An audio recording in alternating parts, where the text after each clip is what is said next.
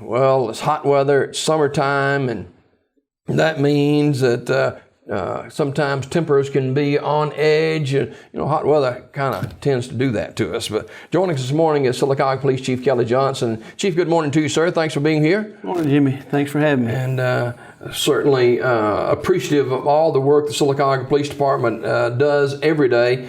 And couldn't help but notice in recent days, nationally, a lot of spotlight on police being shot. Of course, the 5 murdered out in Dallas, Texas, and being a law enforcement agent, that kind of gets next to your heart, doesn't it? It does. It's everywhere right now. It's a problem that my profession has to deal with, not just mine, but it kind of bleeds over into everything that we do.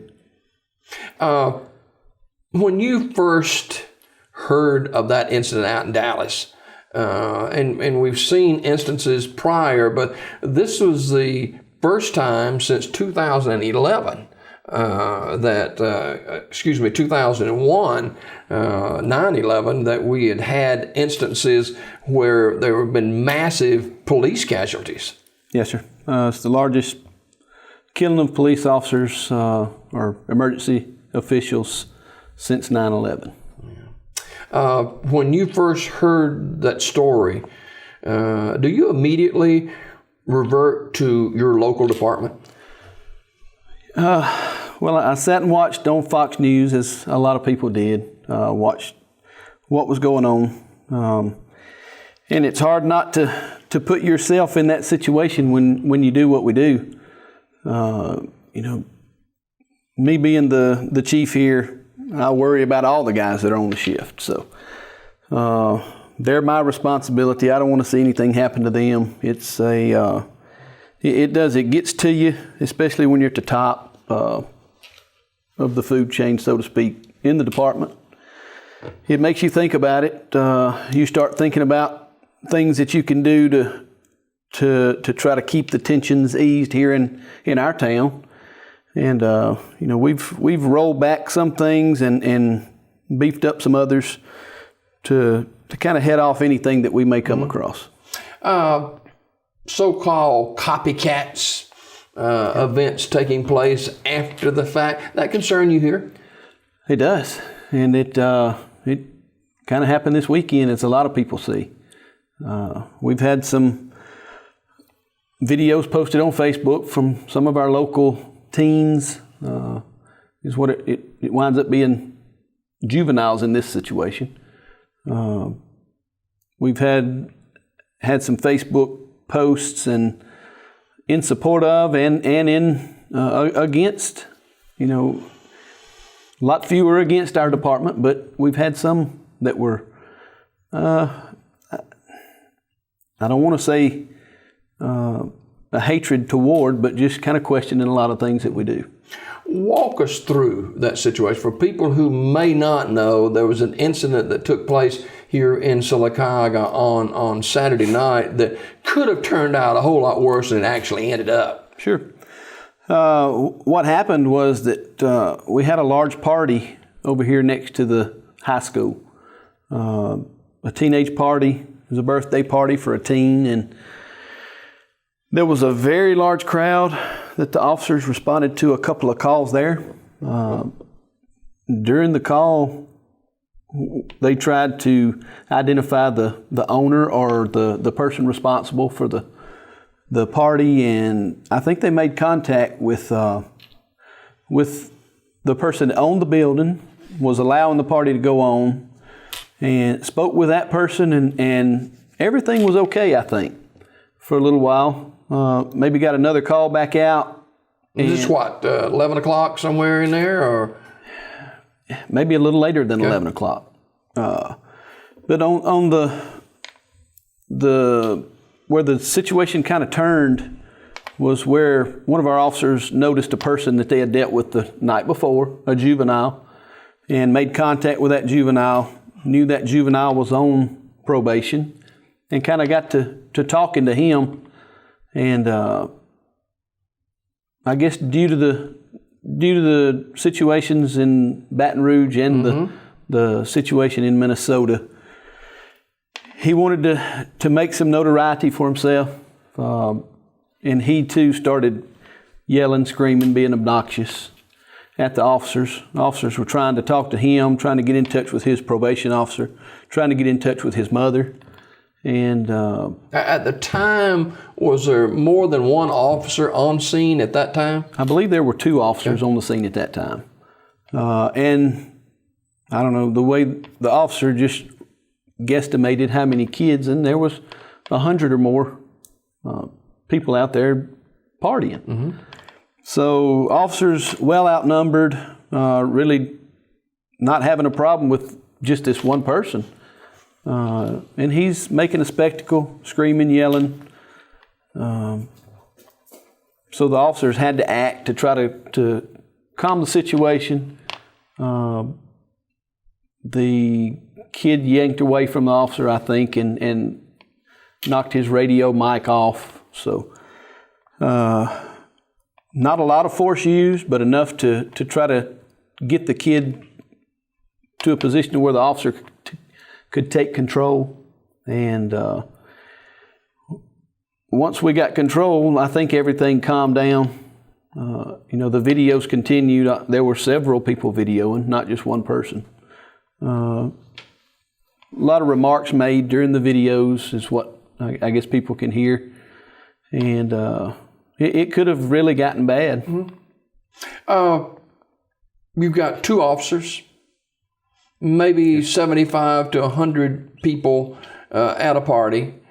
It only takes one to incite others. And when do officers begin to sense that, hey, this can be a problem for us here? Are you trained in those areas like that? We're trained to diffuse situations somewhat. In a large crowded situation like that, you don't get a lot of training. A lot of that is just on the job mm-hmm. training. So in law enforcement, you learn to talk to people. You try to diffuse your situations with words. There are times that people won't allow you to do that. So you have to go hands-on. And with the kids, especially these days, they don't listen as well as they should. And luckily, we had some adults that were there, I guess as chaperones, and they started getting the kids back and trying to take care of that situation as well, to help us out. Do you find older America more apt to say, hey, let's get this thing calmed down than younger America today? Oh, yeah. Yeah, definitely. Kids today, like I say, it's a lot different today than it was with us. We knew what was coming if we did something wrong in public when we got into private with our parents. Whether it's the parents, I don't want to say don't care, it's just some kids get bigger than their parent, and they're not able to control them as well. But older America is still respectful. They still, for the majority of what we see, the older Americans, our citizens here, they respect us, they thank us. But young America, young citizens here have a lot less respect for anybody, not just the police. As Chief, as much as we don't like to think about it, we don't like to talk about it, but other parts of the country are facing this. Racial tensions are there. Do you see that here in Sylacauga?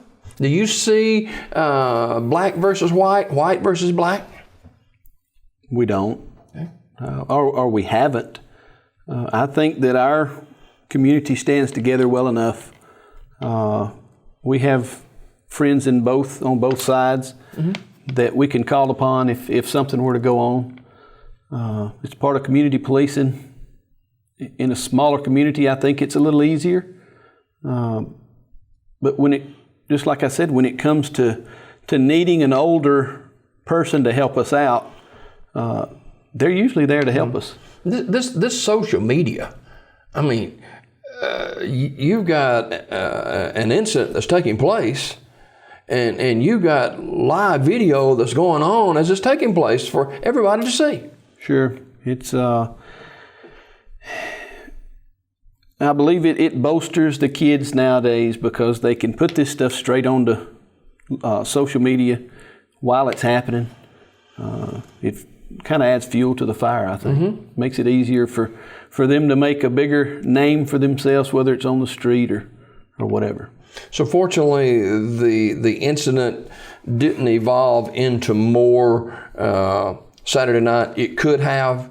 Weapons are everywhere. That's right. Everybody's got weapons. You don't know who the good guys and bad guys are. That's right. The officers that responded to the call, Sergeant Gaither, it was his shift. They did a really, really good job of keeping the physical aspect down. They were able to get some help from, like I say, from the chaperones that were there.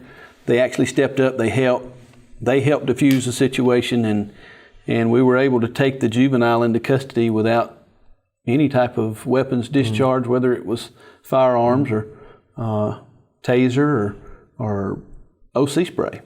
How, Chief, can citizens better assist our local police? Well, assistance from the citizens can come in whether they're acting or they don't act. And what I mean by that is we appreciate the actions if something is going on and there's someone that's there that can help us diffuse it.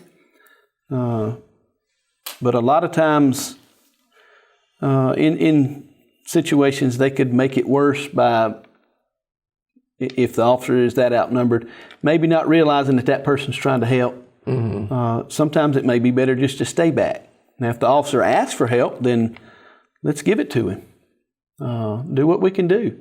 Just like if anyone asks us for help, we're going to come and we're going to help them.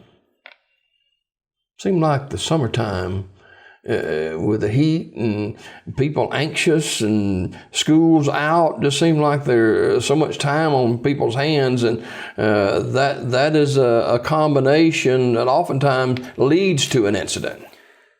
Yes, sir. It's I guess it's idle time for the kids sitting around. Then when they do get something to do, they kind of go overboard. Yeah. Sylacauga Police Chief Kelley Johnson, our guest this morning. Chief, thank you for your service and those men and women who put on that uniform every day. And, I have a son that's a police officer, and certainly reminds us of the importance of supporting our police officers, all law enforcement. And I guess one way to end this is, hey, keep an eye out. Know what's going on in your neighborhood. Yeah. And I'll reiterate it. We appreciate the help that we got from everybody that was there. Our officers did a great job. The adults there did a great job, and we appreciate it. All right. Sylacauga Police Chief Kelley Johnson, our guest this morning here on Daybreak. We've got more to do right after you. Watch this.